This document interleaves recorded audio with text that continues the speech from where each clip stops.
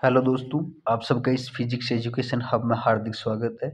और आज हम बात कर रहे हैं विस्थापन धारा की कि ऐसी धारा जो किसी क्षेत्र में विद्युत क्षेत्र और या विद्युत फ्लक्स में परिवर्तन के कारण उत्पन्न होती है, विस्थापन धारा कहलाती है।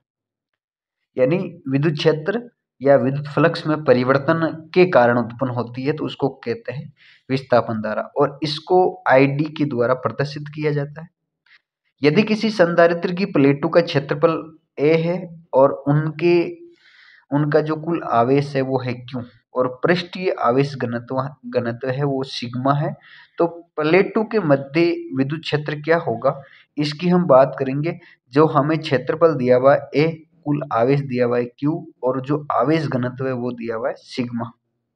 तो हमें प्लेटों के मध्य विद्युत क्षेत्र की बात करनी है कि भाई प्लेटों के मध्य विद्युत क्षेत्र क्या होगा। तो ई बराबर जो विद्युत क्षेत्र है वो क्या होता है, ई बराबर विद्युत क्षेत्र की बात कर रहे हैं तो ई बराबर क्यू बट्टा ए एप्सिलॉन नॉट हो जाएगा, क्योंकि आपको पता है प्लेटों के मध्य विद्युत क्षेत्र का सूत्र होता है ई बराबर सिग्मा बट्टा एप्सिलॉन नॉट। तो सिग्मा बराबर होता है क्यू बट्टा ए, तो ये हो जाएगा ई बराबर क्यू बट्टा ए एप्सिलॉन नॉट। उसके बाद में प्लेटों के मध्य विद्युत फ्लक्स फाई ई बराबर होता है ई ए कोस थीटा।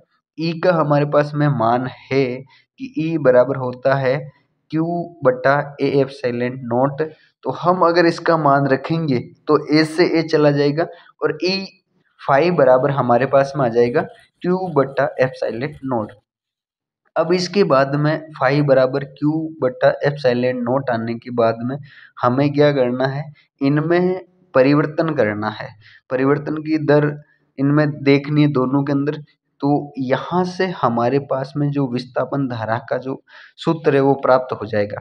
कैसे होगा इसको हम आगे देखते हैं। हमारे पास में अभी तक फाई का मान आया है कि ई ए और ई का मान हमारे पास में था जो हमने रख दिया, तो फाई बराबर आ गया क्यू बट्टा एप्सिलॉन नॉट। अब यदि संधारित्र की प्लेटों पर आवेश क्यू समय के साथ परिवर्तित हो तो हमारे पास में जो मान है वो आएगा डी क्यू बटा डी टी बराबर एप्सिलॉन नॉट डी फाई बटा डी टी।